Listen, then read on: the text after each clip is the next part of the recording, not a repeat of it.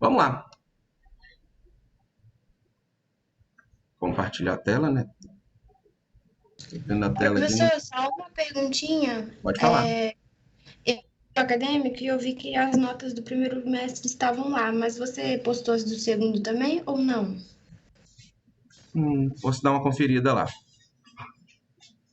Vou ver, não lembro. A do primeiro vocês estão achando, o segundo não? Será que eu não apropriei? Vou olhar lá. Bom, uma das NRs é a CIPA, né? Comissão Interna de Prevenção de Acidente. Ela é a mais, a gente viu lá na história, é o elemento de segurança do trabalho, um instrumento de segurança do trabalho mais antigo entre as normas regulamentadoras. Né? Ela foi desde lá de trás, desde a construção da CLT, já existia a CIPA. Qual o objetivo da CIPA? Prevenção de doenças e acidentes de trabalho. Mediante o quê? Os riscos presentes no ambiente, nas condições, na organização do trabalho, tá? E vai estar sempre visando a preservação da vida e promoção da saúde do trabalhador. Então, o objetivo da CIPA é esse. O que é a CIPA? Ela é regulamentada pela Lei 5.432, dentro das normas regulamentadoras. Todas as normas regulamentadoras são. Desculpa, ela foi criada por esse decreto em 1943, que a gente viu lá atrás. E atualmente ela é regulamentada pela Portaria 3.214 de 78, né, que sofreu algumas alterações aí no meio do caminho. Então, é uma norma regulamentadora, é a NR5. Quem deve ter essa CIPA? Quem deve organizar? Então, empresas privadas, públicas, sociedade de economia mista, órgão da administração direta e indireta, instituições beneficentes, associações recreativas, cooperativas e outras instituições que admitem trabalhadores como empregados. Só que aqui tem uma coisa a acrescentar aqui. Trabalhadores enquanto empregados, enquanto estejam no regime de carteira assinada, né? Regime CLT.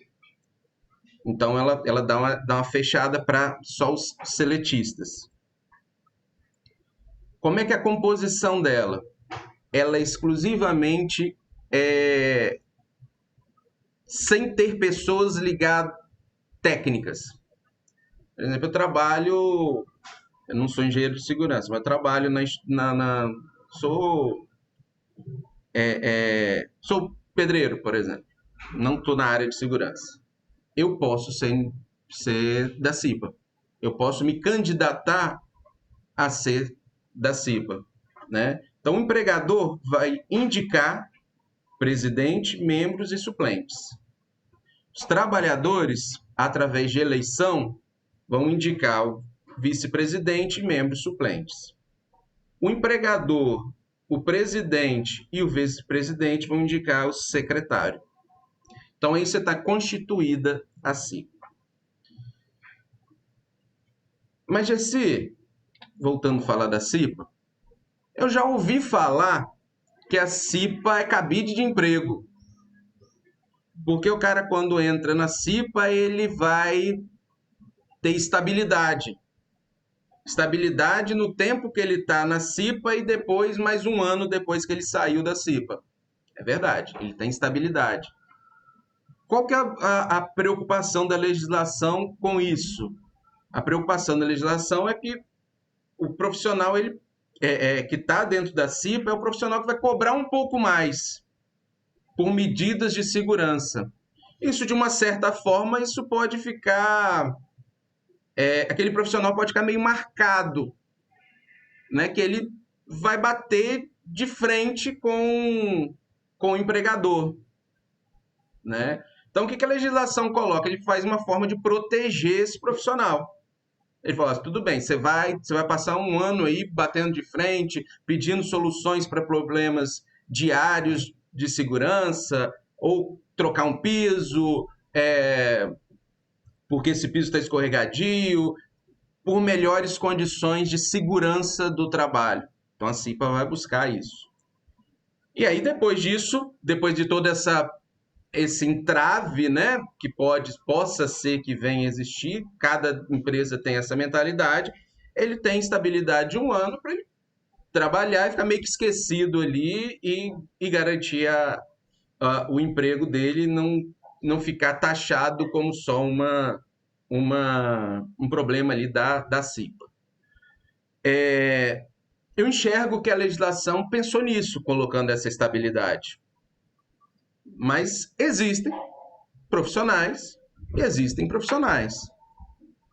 Muitos profissionais em muitas empresas entram na CIPA simplesmente para ter garantia de trabalho. Isso é um momento ali que ele não vai fazer nada pela segurança do trabalho. Pode sim existir esse caso, né? A legislação não consegue travar tudo, mas ela se preocupa em dar estabilidade àquele profissional. Aí já falando de segurança do trabalho, não só da CIPA, né? Porque a CIPA vê tudo isso, mas a gente, enquanto trabalhador, a gente, enquanto inserido dentro desse processo, a gente tem que se preocupar com algumas coisas, entender algumas coisas que vai por trás disso. E aí a primeira coisa que aparece é o acidente de trabalho, né? Dentro de um conceito legal. O que é o acidente de trabalho? É o acidente que aconteceu pelo exercício do trabalho e a serviço da empresa. Eu estou aqui no meu ambiente de trabalho e me acidentei. Fui fazer um trabalho para a empresa em outro local, me acidentei. Eu estou a serviço da empresa.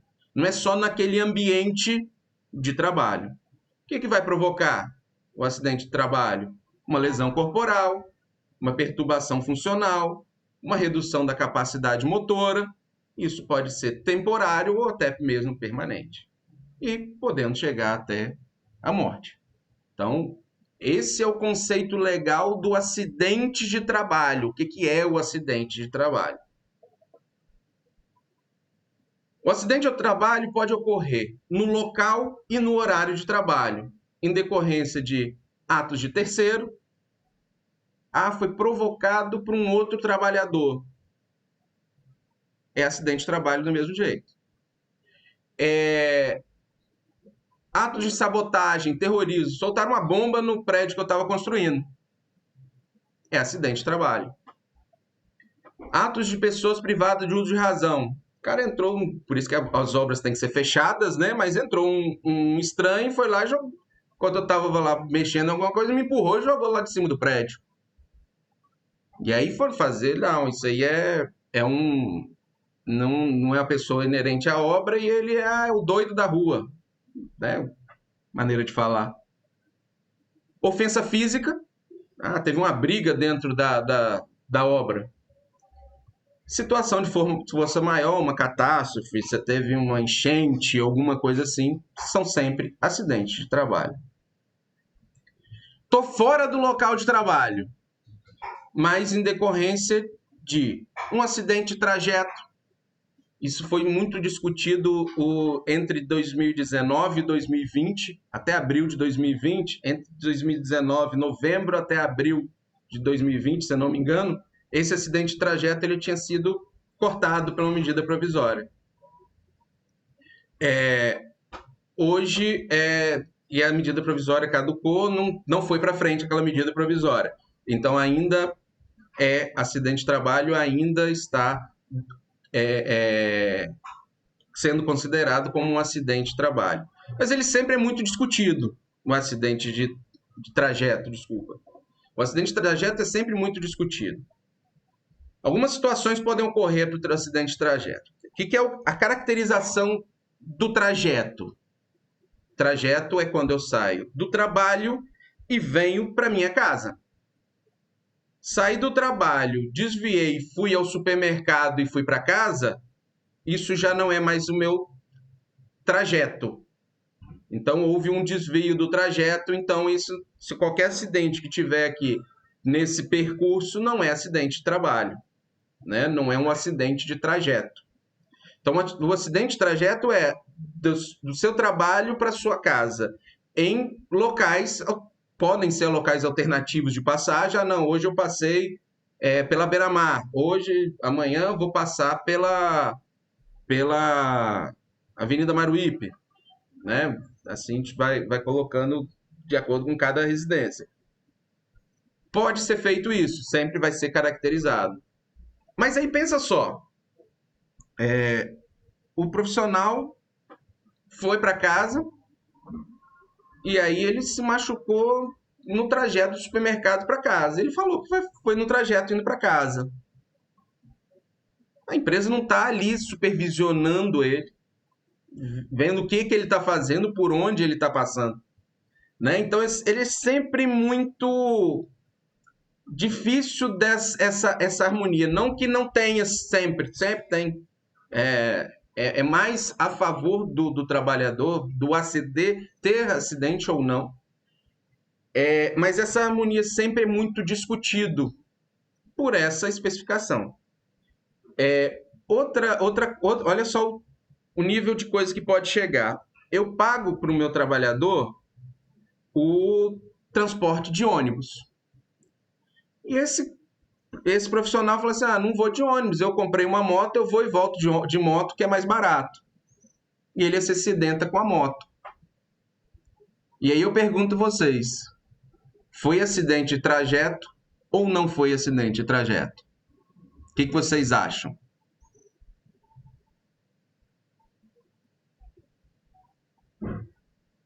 Pode abrir o microfone, pode falar. No caso da empresa ter sugerido o ônibus e o cara ter preferido ir de moto, eu acho que é acidente sim. Mas não deveria ser, eu acho, né? Mas eu acho que acaba sendo, sim. Porque acaba que ele estava indo para o serviço, então acaba como sendo responsabilidade da empresa, sim, sabe? Mesmo que tenha sido uma coisa que sugeriram o ônibus e ele... Igual, vamos supor, né? A Vale, eu acho que... Eu não sei se ele sugere o nome de ônibus, mas enfim, tem um ônibus lá para os trabalhadores, da Vale, sabe? né? A Vale tem os ônibus lá para os trabalhadores. E aí tem vários outros trabalhadores que usam moto, ou usam carro, ou caminhonete, que escolhem isso, entendeu? Sim. Eu acho que se ele se acidenta na ida ou na volta, continua como sendo um acidente de trabalho. Eu acho, mas sempre fica aquela conta, mas a empresa pagou o ônibus para ele, pagou o meio de transporte mais seguro. Ele abriu mão daquele meio de transporte mais seguro para ir com um meio de transporte um dos mais arriscados que tem. Sim, eu dei só uma ideia mesmo do que eu acho que é, mas eu não tenho certeza. Alguém tem alguma outra opinião?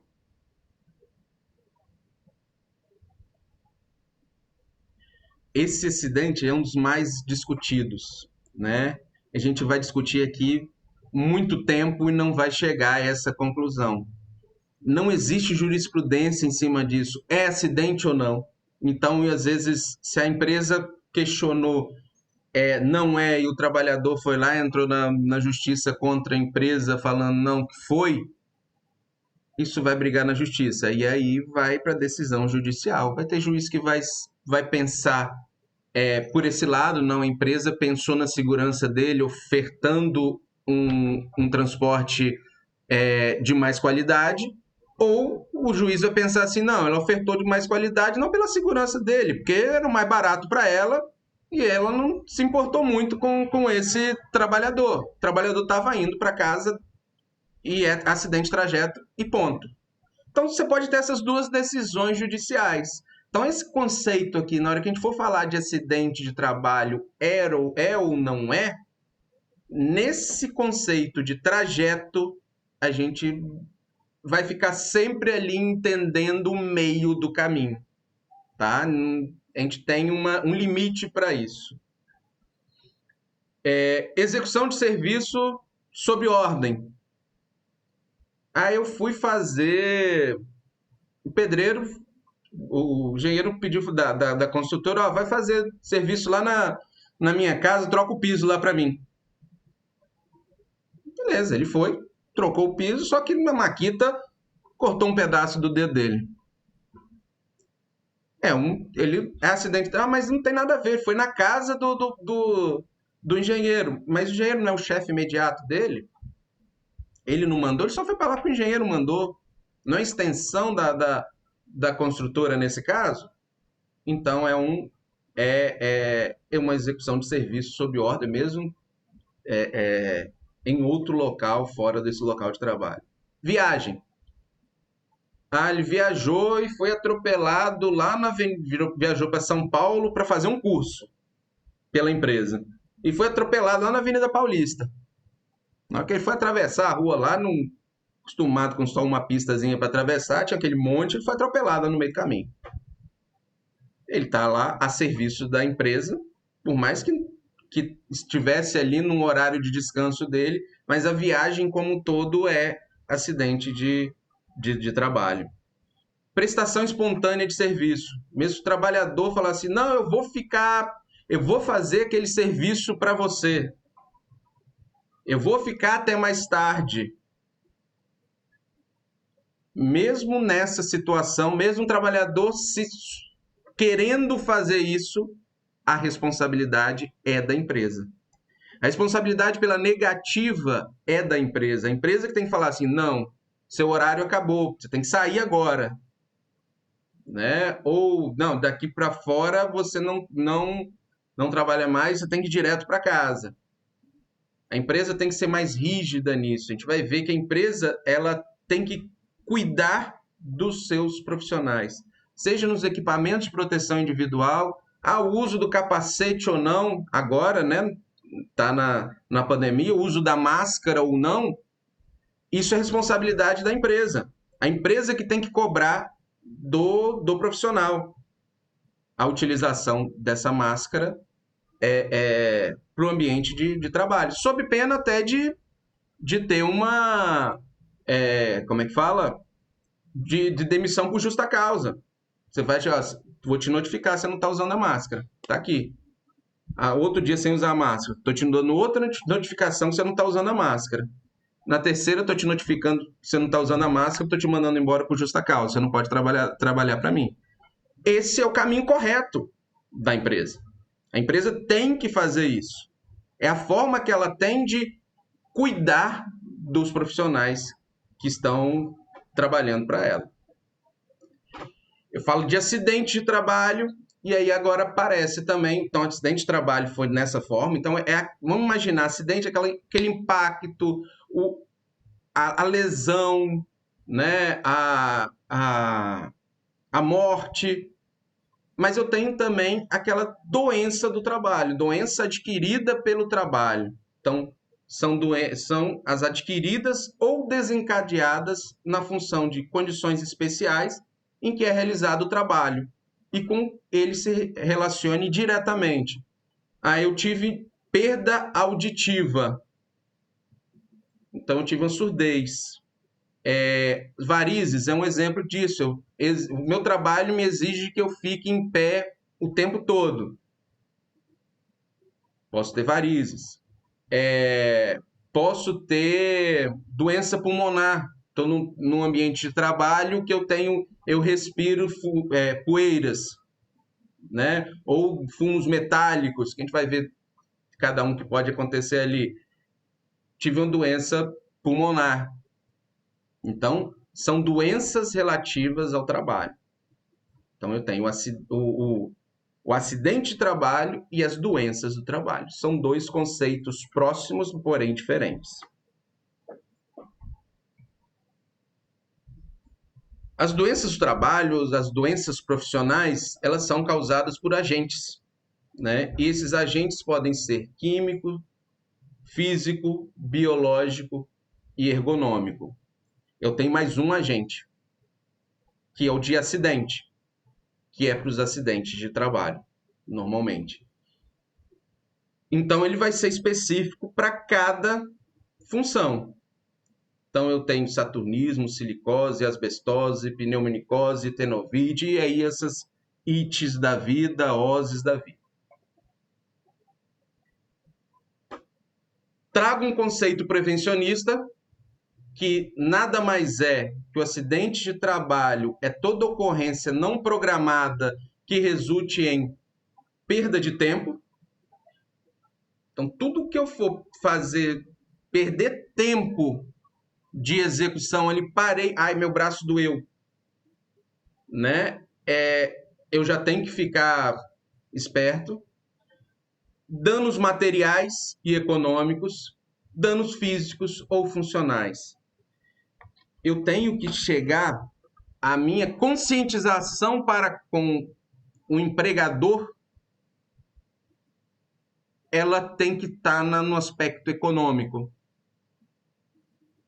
Olha, fulano, você investir em segurança do trabalho, em prevenção de acidentes, você vai economizar com parada de serviço, você vai economizar com o próprio acidente de trabalho, remédios e outras coisas mais, que vai dar um ganho para a empresa de 5%,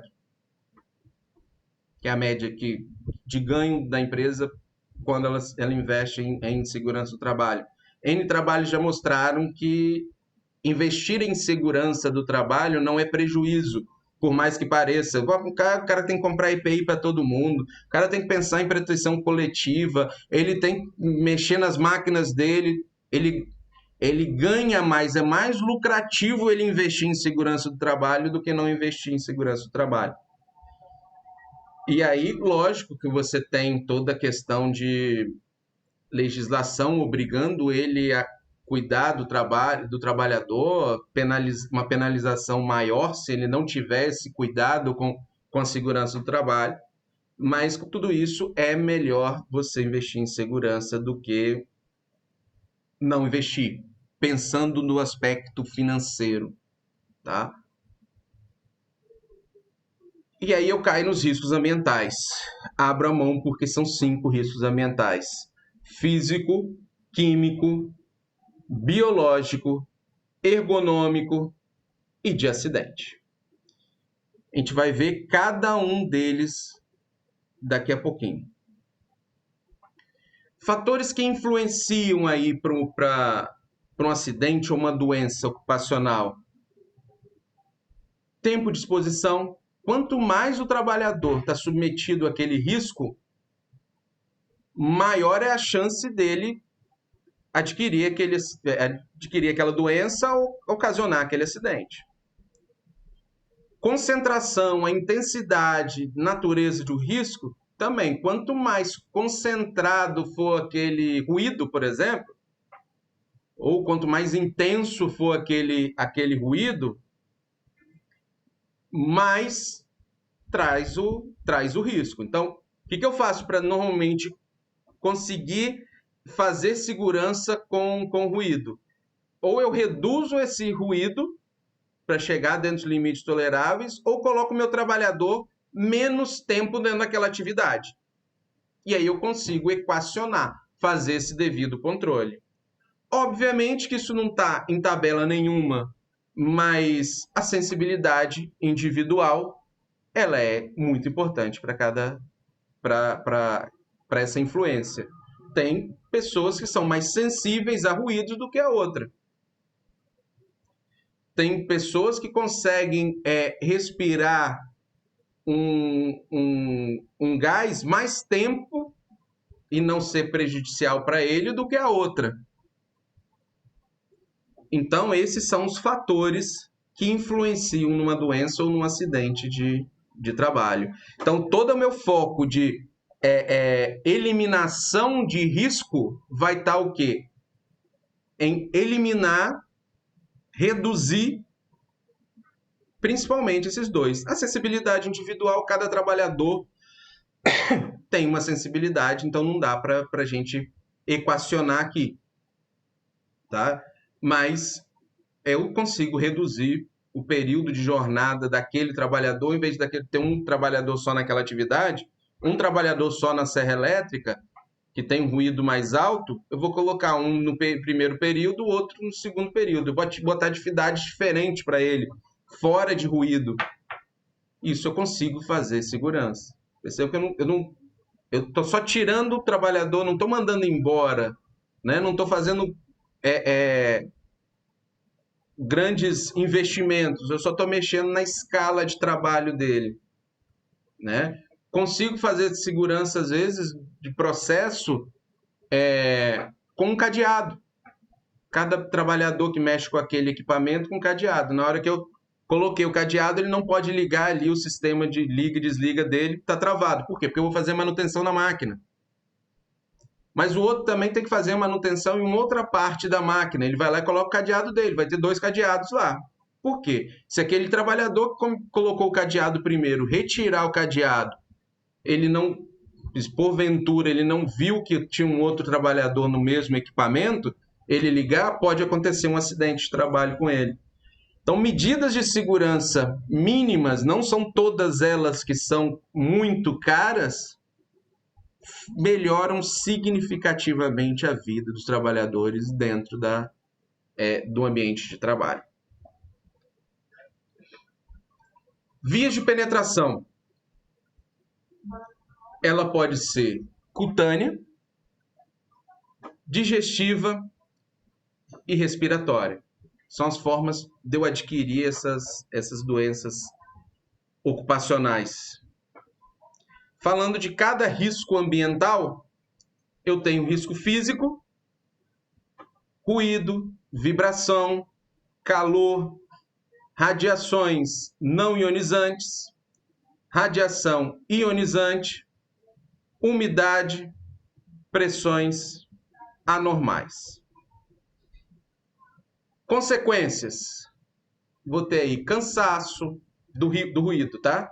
Cansaço, irritação, dores de cabeça.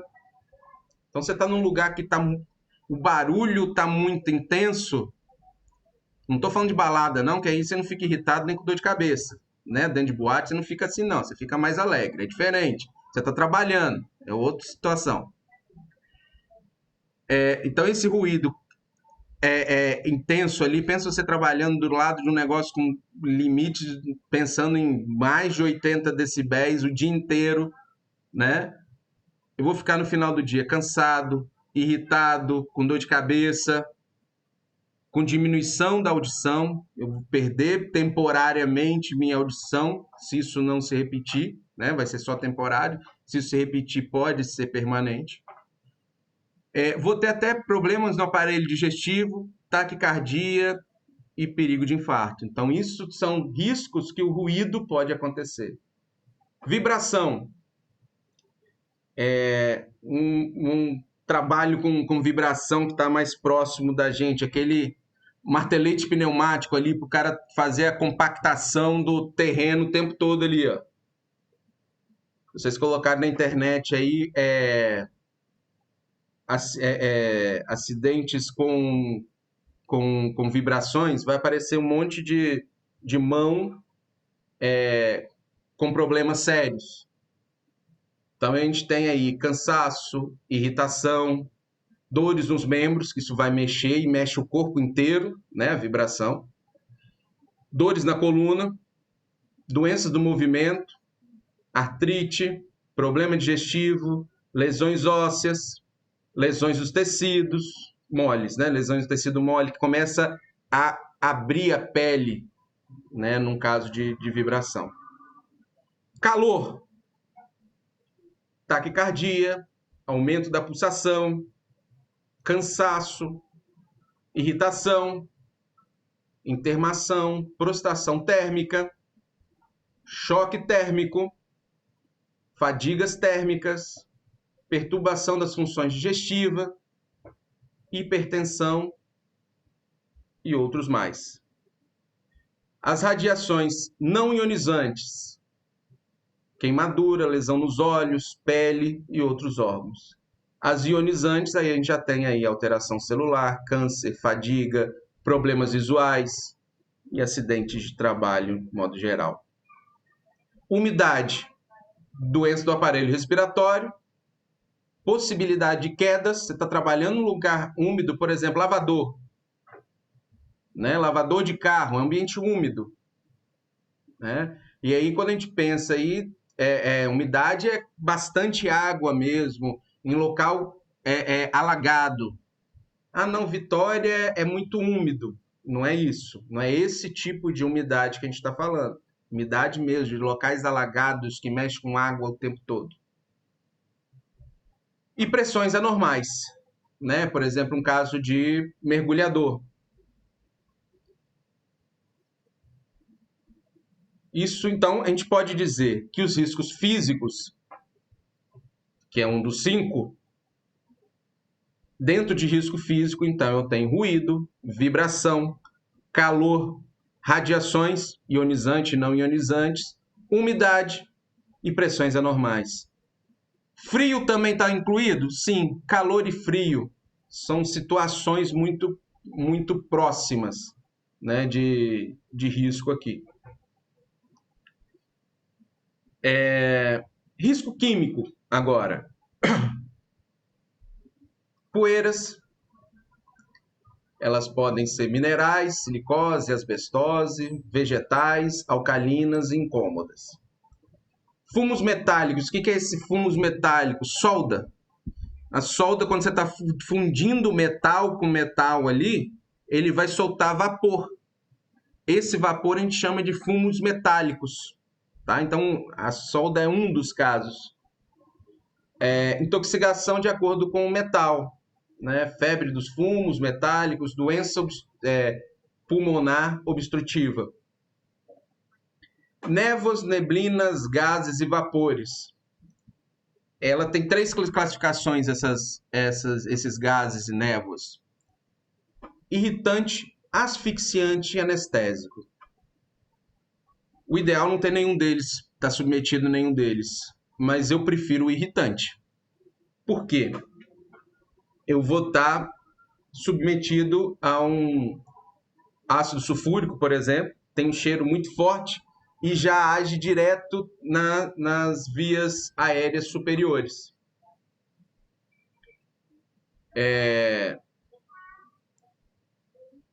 Então, já age direto nas vias aéreas superiores. É um gás que, quando, por exemplo, teve um vazamento dentro do meu local de trabalho, eu consigo detectar e sair de perto dele. Ele vai me incomodar. Ele vai começar a me atrapalhar. Então, eu vou pegar e vou sair. Asfixiante vai ser dor de cabeça, náuseas, sonolência, confusão, coma e morte. Hidrogênio, nitrogênio, hélio, acetileno, metano, dióxido de carbono, monóxido de carbono. São gases que eu não percebo a presença dele no ambiente. O meu corpo, ele que começa a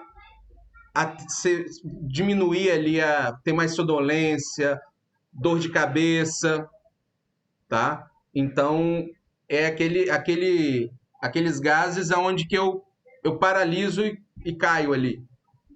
Eu não vou ter a consciência que eu estou submetido a um gás.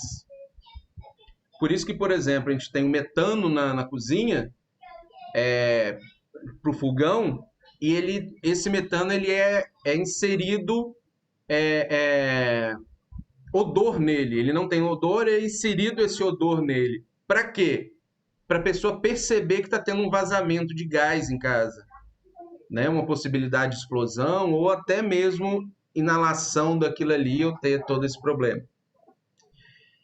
Tem os anestésicos, que ação depressiva sobre o sistema nervoso, danos aos diversos órgãos, ao sistema formador de sangue.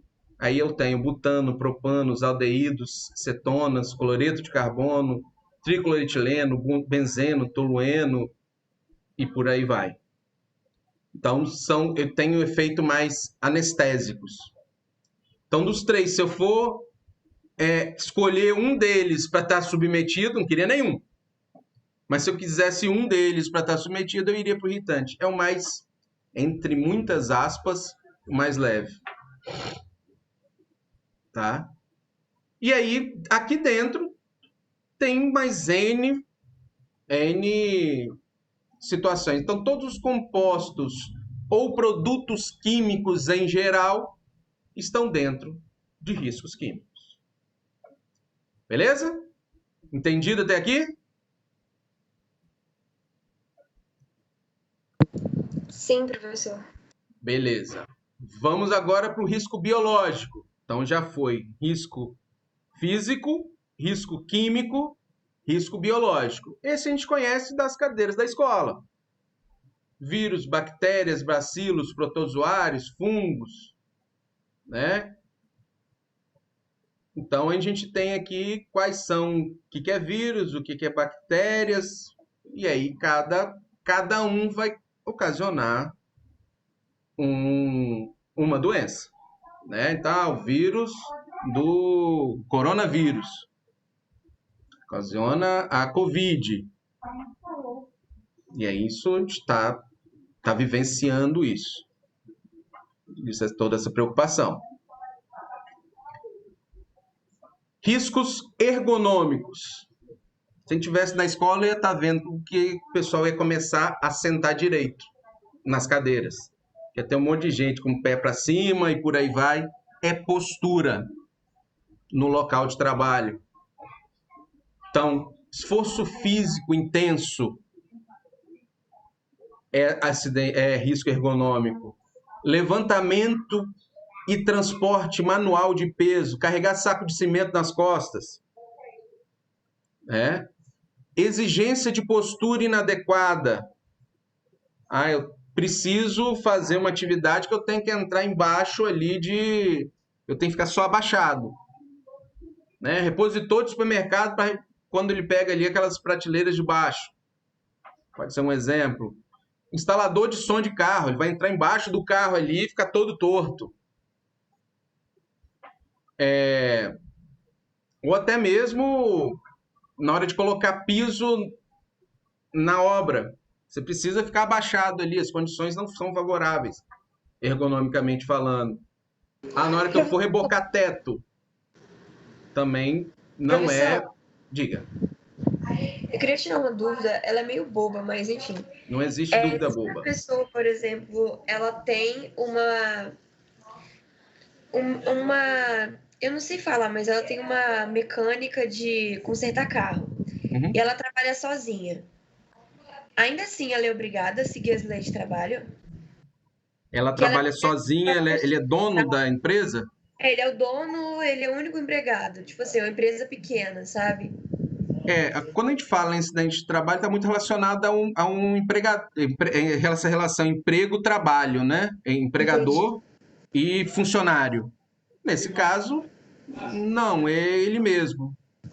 Mas é interessante você obedecer essas normas que é próprio para ele mesmo. É para a própria saúde dele, né? Eu pensei nesse caso porque talvez isso fosse trazer um gasto maior, sabe?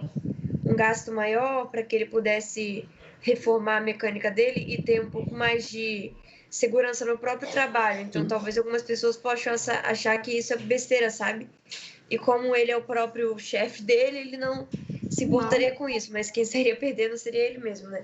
É uma dúvida corriqueira que eu pensei aqui, mas sim, às vezes ele tá ali e às vezes ele diminui o tempo dele de rendimento, quanto pessoa rendendo.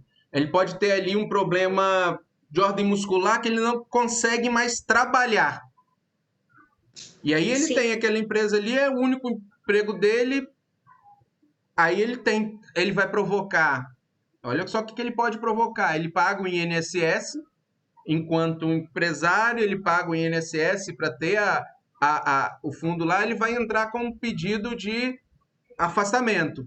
Olha o prejuízo que esse profissional, né, esse empresário, né, vamos colocar assim, está trazendo, inclusive, para o Estado.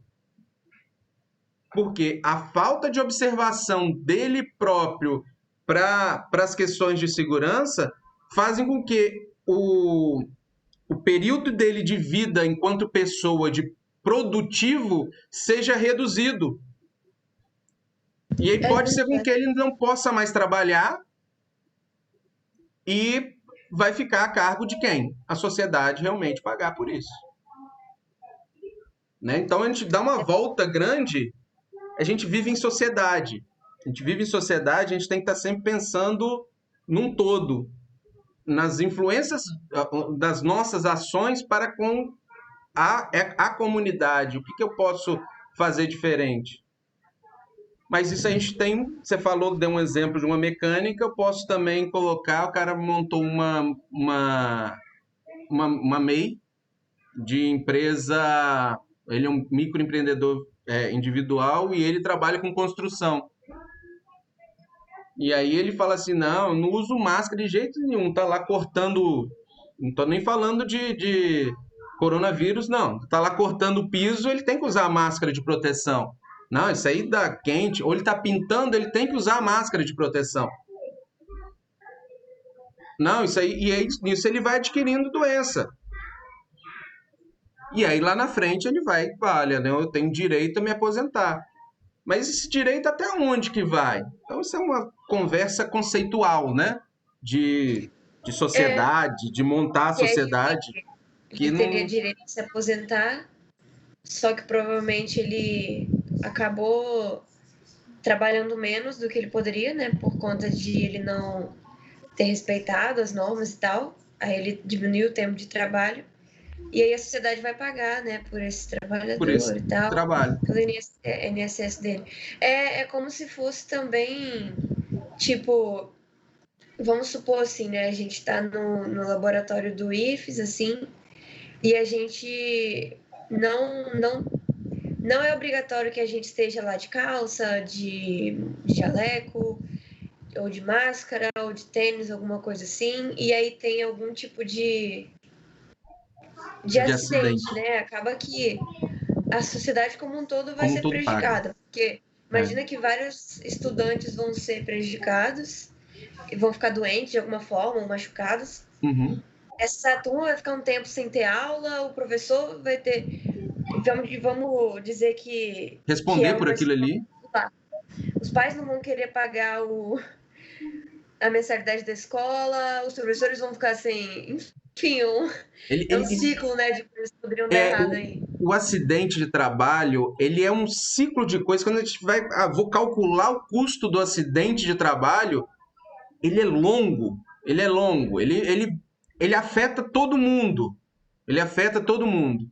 Né? Então, por isso que eu acho que as empresas tinham que ser mais fiscalizadas para cumprir isso. Até o caso ali, você falou, é um funcionário só e ele é o dono.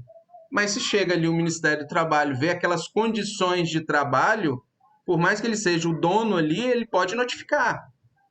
Né? Ele tem que obedecer regras de segurança, porque você tem uma legislação para isso.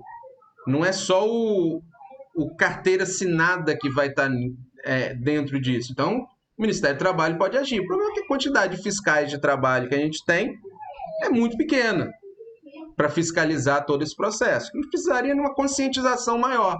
E aí é aqui mesmo, no banco da escola, que a gente vai consegue colocar essa conscientização. Não é à toa que os cursos do IFES, todos eles têm SMS. Porque eu tenho segurança em qualquer área. Eu tenho segurança em qualquer área. Onde vocês falam assim, eu não sei porque que eu estou estudando aqui, fazendo edificações.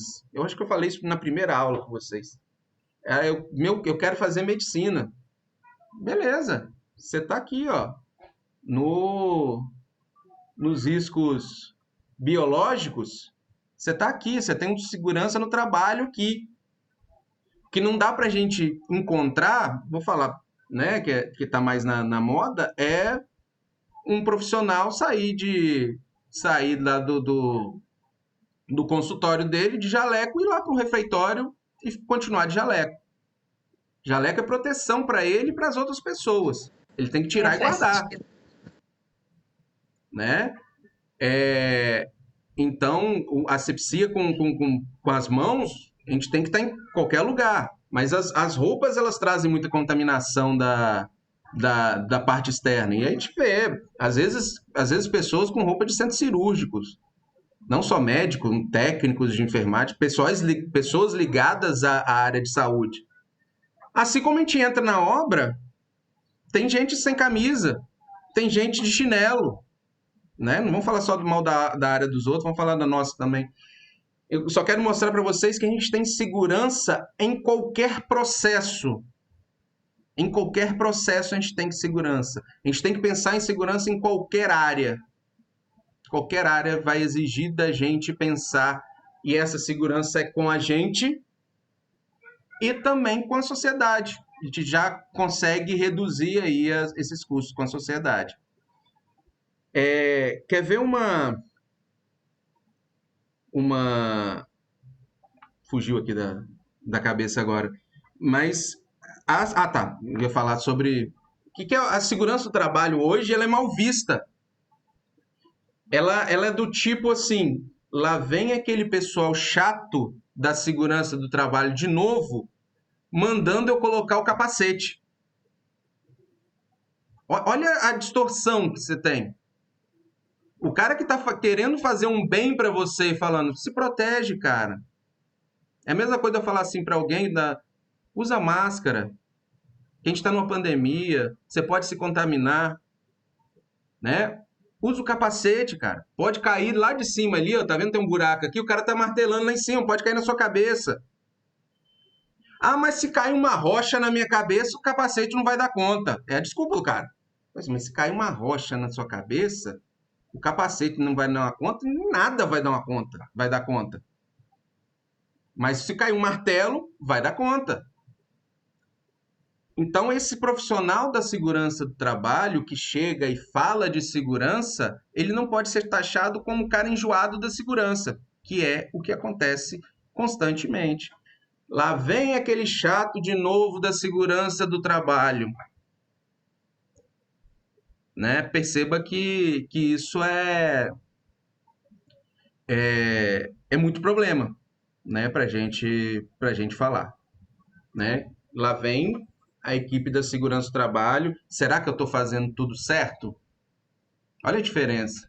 Eu estou querendo bem para mim. Ou será que eu estou fazendo tudo certo? Pô, legal, ganhei estrelinha porque eu estou todo correto. Estou com cinto de segurança porque eu estou próximo aqui. Estou com capacete, eu estou com protetor auricular, eu estou todo legal para entrar dentro dessa obra. Né? Não pode ser lá vem a exigência, é muito chato, é muito enjoado, é chato. Capacete é chato. Todo mundo está percebendo agora que usar máscara é chato. Imagine para aquele trabalhador que precisa para proteger a saúde dele já lá atrás, de muito tempo. Essas máscaras, máscara não é de agora. A gente viu lá atrás que a primeira foi lá com bexiga de animal, né? Então, a gente tem essas coisas que a segurança do trabalho coloca para a gente, que a gente precisa modificar esses conceitos aí. Risco, voltando ao risco ergonômico, né? Então, esforço físico intenso, esse levantamento manual de transporte manual de peso, controle rígido de produtividade. Você tem que me entregar esse documento aqui até o final do dia. Isso deixa a cabeça da pessoa que está trabalhando, falando de trabalho de escritório mesmo. Né? Ou senão eu preciso que toda essa obra esteja rebocada em uma semana. Eu tenho que trabalhar correndo. Vai dar problema. Né? Trabalho em turno, o trabalho noturno são tipos de trabalho que deixam a gente mais preocupado. Né? O trabalho de turno, 12 por não sei quantos, tal, ele se de primeira assim, você pode falar, pô, é bom demais. Só que o cara trabalha 24 horas direto, às vezes. A pessoa, às vezes, ele não tem, ele tem ou sábado ou domingo. As pessoas normais vão se socializar o quê? Sábado e domingo, ali é o normal, a maioria das pessoas. Ele ele só tem o sábado ou o domingo. Ou às vezes nem o sábado nem o domingo. Ele só vai ter folga lá no meio da semana. Então esse trabalho por escala é um risco ergonômico do que pode acontecer com ele. Então quando está todo mundo trabalhando, está o cara lá à toa. Mas não é meu horário de trabalho, o que eu vou fazer? Aí troca canal, os programas da televisão são piores do que vai lá já assistir todas as séries da Netflix e não fica... Né? Então ele tem um problema ali que convive com ele, óbvio. Você tem atividades que necessitam dessa escala, sim, mas a gente tem que estar sempre de olho. É um risco ergonômico. Monotonia, fazer nada no trabalho é um risco ergonômico. O cara não faz nada. Imagina a pessoa ficar sem fazer nada, não tem atividade nenhuma no trabalho. É bom na primeira semana, então no primeiro mês é legal, não vou fazer nada, vou ficar à toa. Mas depois você já fica assim, não dá. A gente naturalmente a gente quer se transformar, ser produtivo. E situações causadoras de estresse físico e psíquico, né? Qualquer coisa que cause estresse, que é a doença da moda, né? Ah, isso é estresse, você está perdendo o cabelo, isso é estresse, né? Então a gente tem sempre é um risco ergonômico. Os riscos de acidente são aqueles mais característicos de coisas que vão me machucar, né? O arranjo físico inadequado, máquinas e equipamentos sem proteção, ferramentas inadequadas ou defeituosas, iluminação inadequada, eletricidade. Então, um local escuro.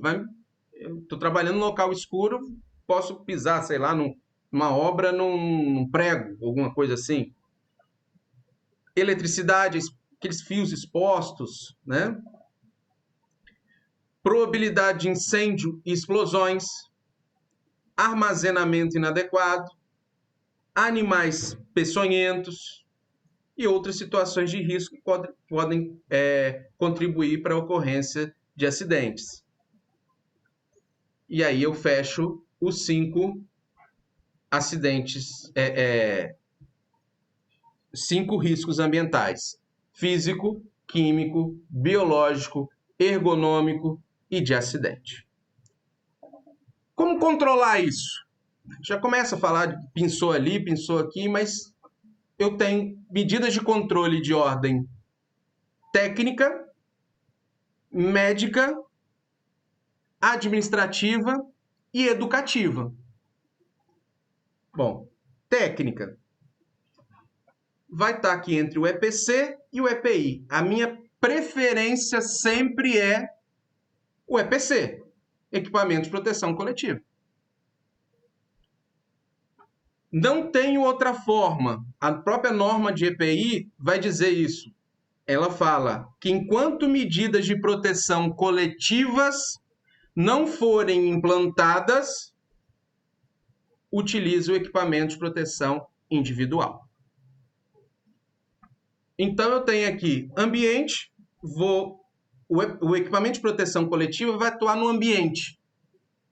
Ele vai eliminar, neutralizar ou vai até só sinalizar o risco, né?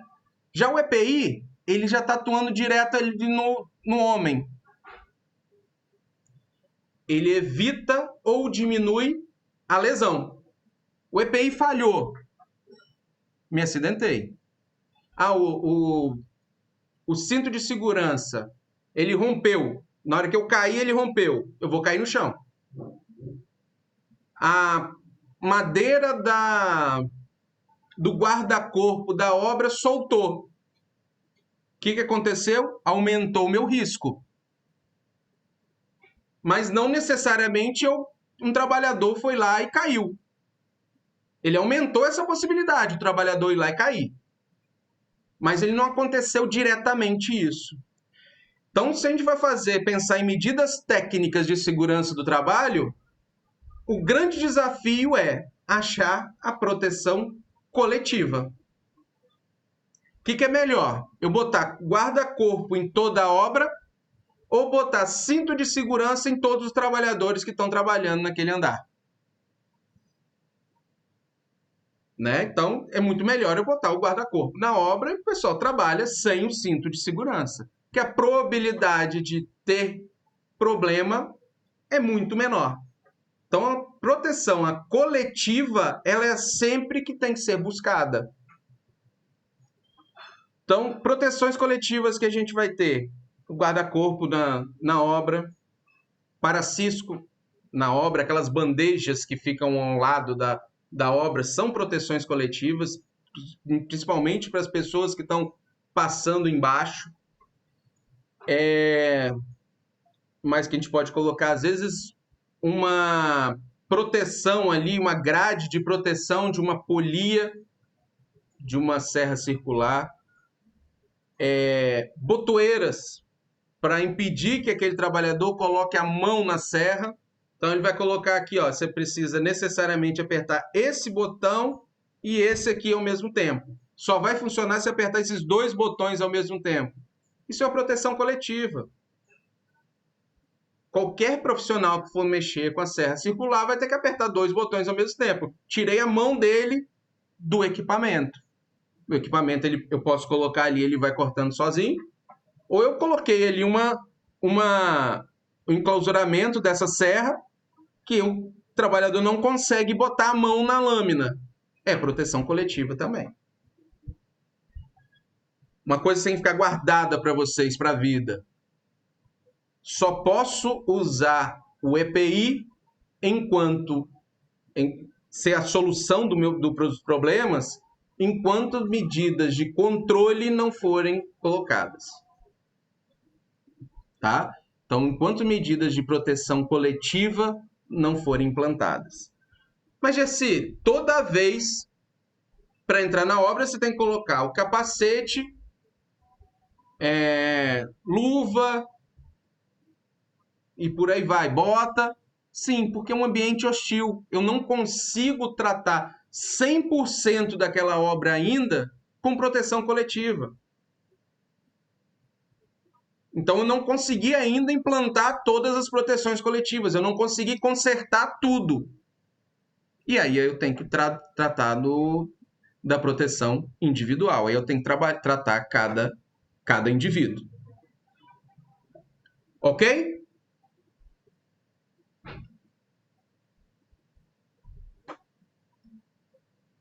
Deixa eu ver aqui, peraí. Acho que eu estava aqui, deixa eu voltar aqui no... Medidas de ordem médica. Quais que são? Eu tenho os exames admissionais. Então, o médico vai pesquisar tudo que você tem que pode ser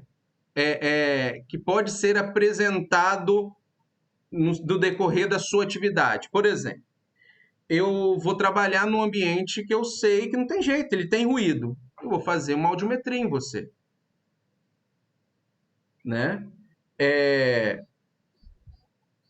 Então, eu vou fazer uma audiometria. Então, uma coisa que vai estar colocado é a audiometria. Então, é um dos exames que ele tem que fazer.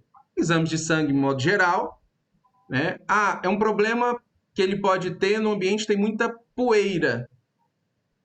Então, essa poeira, ela pode ser prejudicial aí também ao trabalhador. Então, já vou fazer exame para identificar algum possível problema pulmonar que ele possa ter. Por quê? Depois eu vou peguei aqueles exames e vou comparar com os periódicos. De tempos em tempos, cada trabalho tem um tempo, isso vai estar dentro do PCMSO, no Programa de Controle Médico de Saúde Ocupacional, que é a NR7, ela vai estabelecer esses tempos. Eles vão pegar fugiu o nome aqui. Vamos pegar esse trabalhador e submeter de novo essa bateria de exames e vão comparar. Peraí, ele teve uma perda de audição. Teve perda auditiva? Então, o que está acontecendo?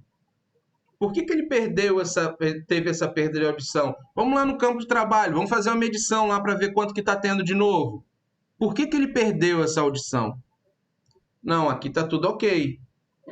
Né? Pode ter essa situação, aqui está tudo ok. Onde que esse trabalhador mora? Ele mora do lado de uma fábrica de alguma coisa que faz ruído o dia inteiro, ou mora do lado do aeroporto. Então é daí que ele está perdendo a audição, mas foi investigado, né? Então você faz isso de ordem periódica, você faz os exames periódicos e faz o exame demissional. Olha, você entrou desse jeito e está saindo desse jeito. Não me vem reclamar depois que você perdeu a audição. Tá aqui os exames. Então isso são medidas de controle de cada funcionário. Então esses são os exames que estão dentro do documento legal aí do PCMSO. As medidas podem ser de ordem administrativa. Vou trocar o funcionário de atividade. Aquele funcionário não tem aquela característica de trabalhar com altura. Eu vou botar ele trabalhando com colocação de piso e deixa aquele outro eu vou colocar para colocação de fachada. O que eu vou colocar na fachada, ele convive melhor com a altura, o outro nem tanto. Então, os dois profissionais com a mesma qualificação que eu coloquei eles em locais diferentes. São medidas de ordem administrativa. Ou até mesmo demitir e contratar outro. Né? Pode ser medidas taxadas como medidas administrativas. E educativas. Treinamento.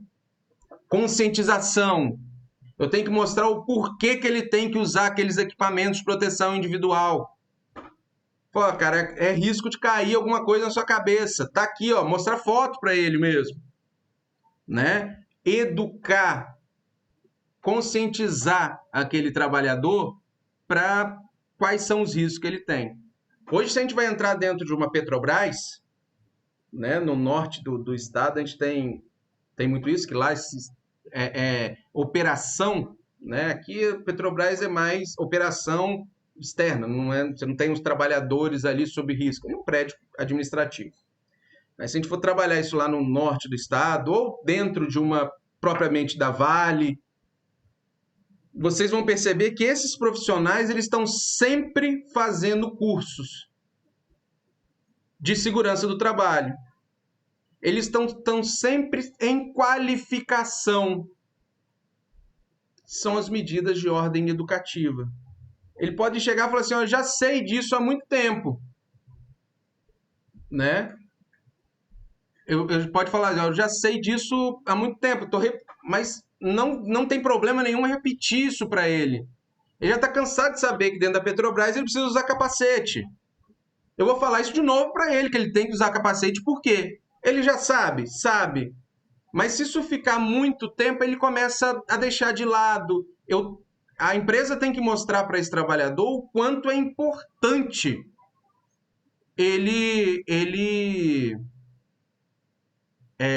o quanto é importante ele trabalhar ali.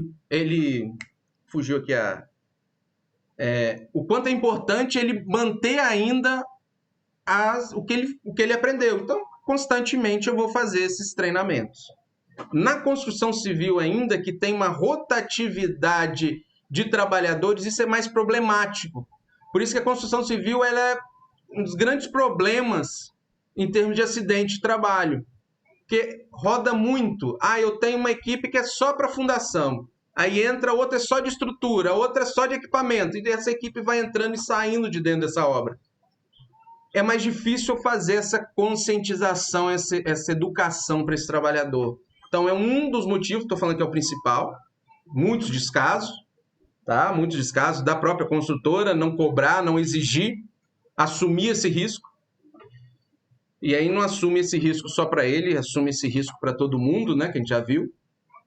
Mas são formas de se fazer segurança. Então, essas são as nossas medidas de controle. Beleza até aqui? Bom, vocês vão ouvir falar de mapa de risco. Mapa de risco nada mais pegar um local, isso na escola seria um dia para a gente chegar, pegar a escola e em cada laboratório daquele ali buscar quais são os riscos ambientais. Seria uma aula mais assim.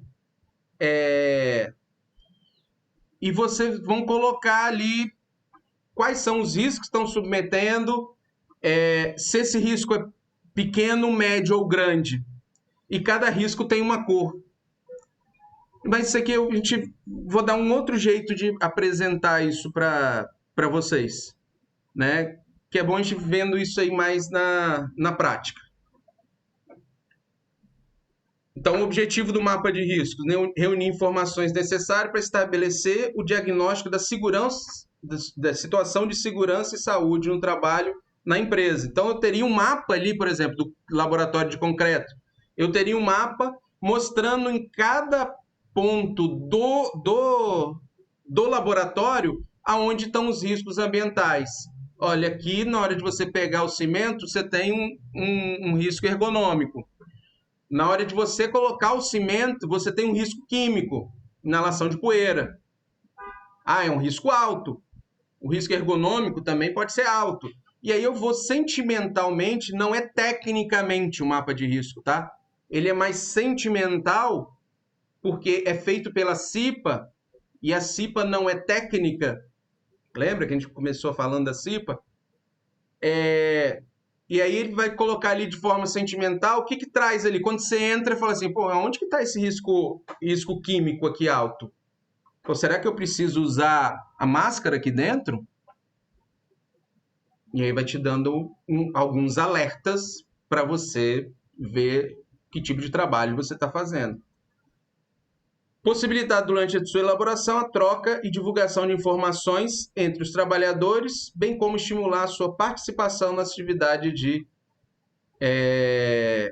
prevenção. Então, esse é o objetivo aí do mapa de risco.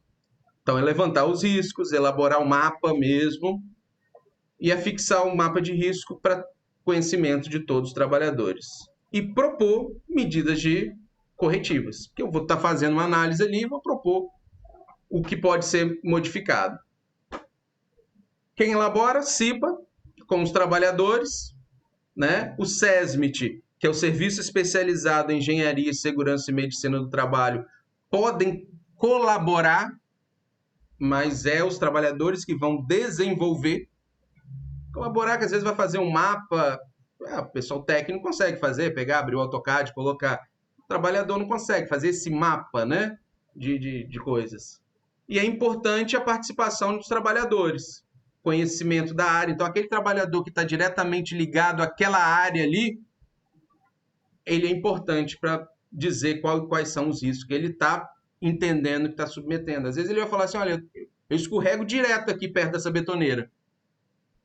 Né? Então, já entra uma mudança aí. Lembra que eu falei dos graus de intensidade? Ó, pequeno, médio e grande. E vai depender de cada cor. Se for uma bolinha verde, risco físico. Bolinha vermelha, químico. Bolinha marrom, biológico. Amarelo, ergonômico. E azul, de acidente. Aí, os fundamentos, com trabalho em grupo, levantamento de fato. Nessa metodologia aqui, não vou entrar nisso aqui, não. Aí entra mais detalhado a CIPA. Beleza, gente? Alguma dúvida?